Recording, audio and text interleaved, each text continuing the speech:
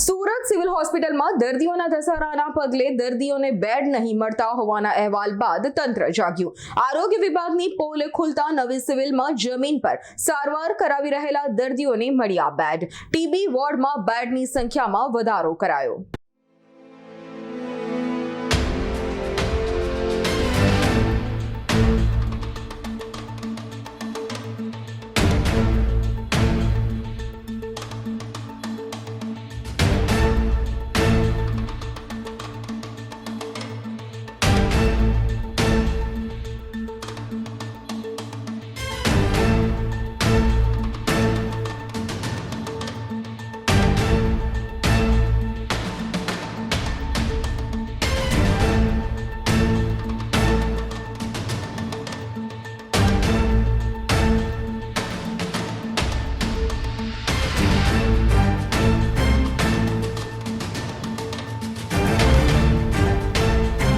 અમારી તમામ માહિતીથી અપડેટ રહેવા માટે જોડાયેલા રહો S9 ન્યૂઝ સાથે।